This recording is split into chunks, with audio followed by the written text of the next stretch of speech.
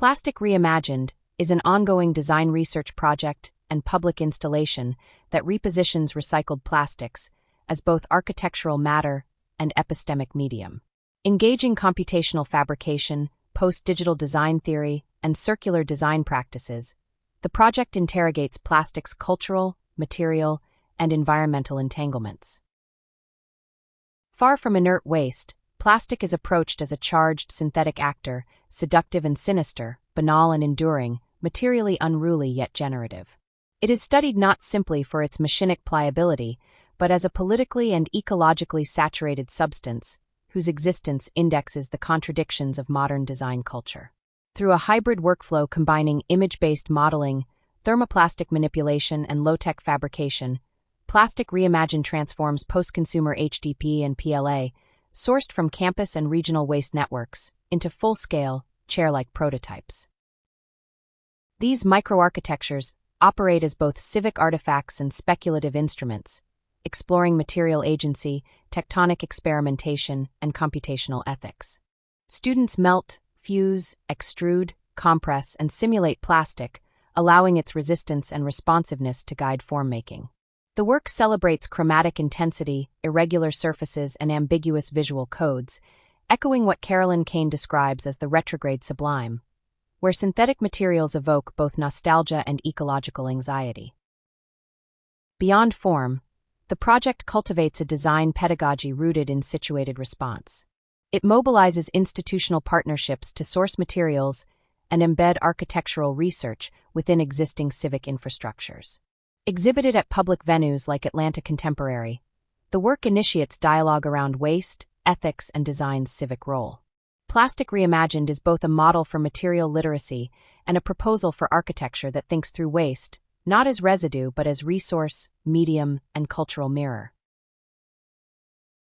How has working with recycled materials changed the way you think about design? Yeah, working with recycled materials definitely gives you a new perspective. It already has a form, it's already lived a life, and so you don't really have that when something's brand new. You make it what you want to be straight from the get-go. And so something that already has a life, you kind of want to tell that story and continue it on.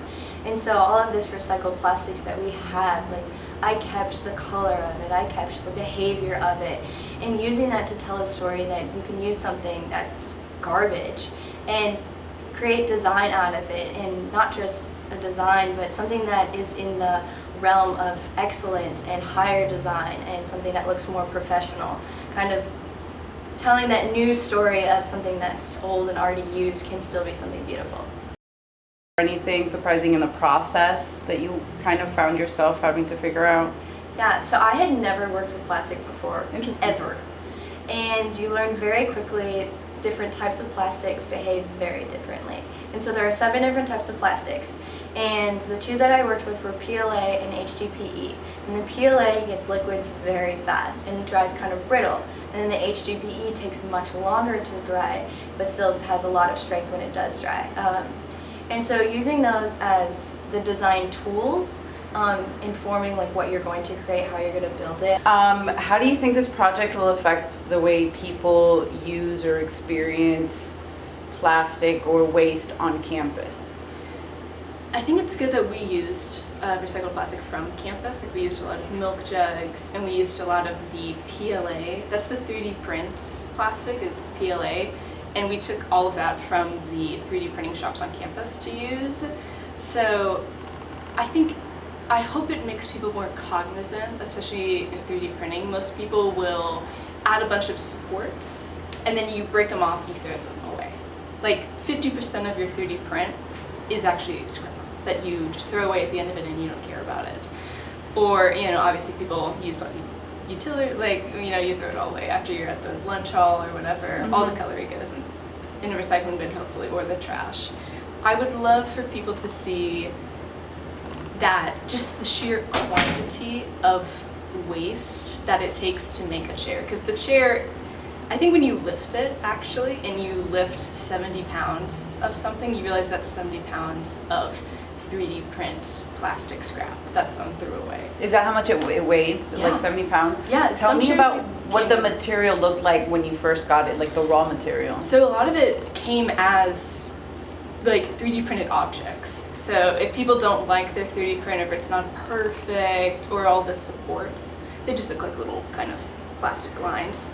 All of that just went into a bin and we got the bin. So it is like huge things that we then ground up with like a wood chipper basically. So you guys became the recycling plant. Yes. So we shipped it all into then pellets that we could melt down, but it came as like, oh, this is someone's, and I could look at it and I was like, oh, someone 3D printed like a rose, or someone 3D printed like a little car. Like they were real things. And now it's a Or chip. like this is a milk jug, this is a spoon. Like they Yeah. came as real objects that then we had to shred.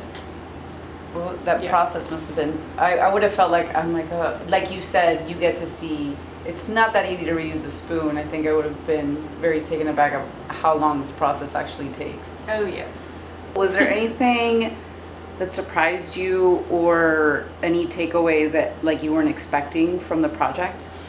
I think the majority of the time I spent during this project was honestly on building the tool itself, not as much what I produced with it, or at least not yet. I want to continue to work on it. But tool making is kind of an entirely different, bag of skills that I didn't have as much previous experience with, but I think it's really important to kind of have those hands-on fabrication-based studios, especially in a field like architecture where I feel like we don't work with our hands nearly as much as maybe we have in the past.